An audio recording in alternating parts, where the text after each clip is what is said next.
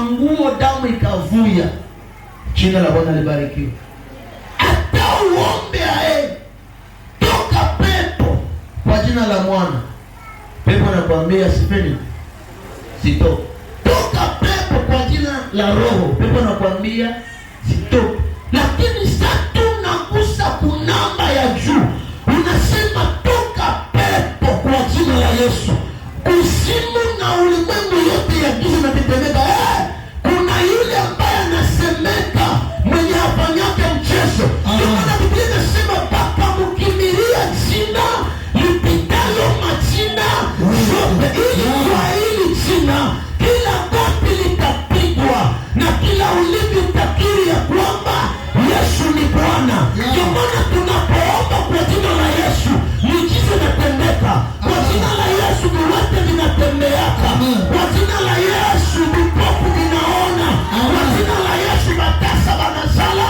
Kwa jina la Yesu batu banapata wokovu. Kwa jina la Yesu yenye vilikuwa mbali na wewe vinakuwa karibu na wewe. Si mtu mmoja aseme amen. Amen.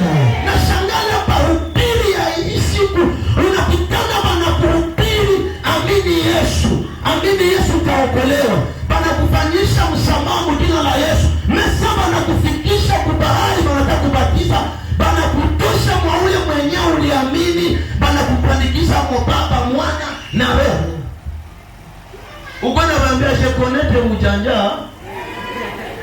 Haleluya. Ile ni ujanja.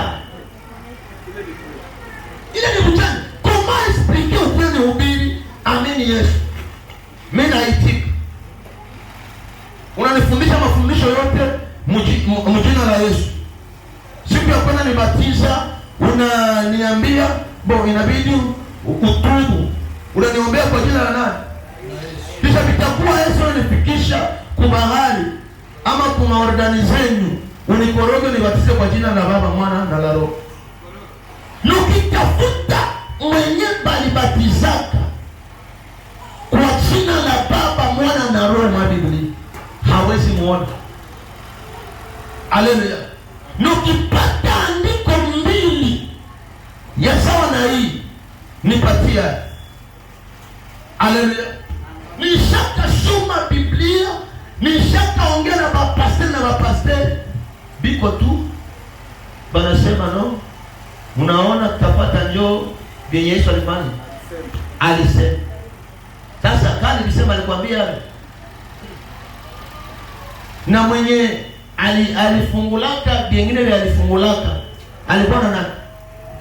Alikuwa na Yesu. Na nipatiliwani. Bwana wasaidie.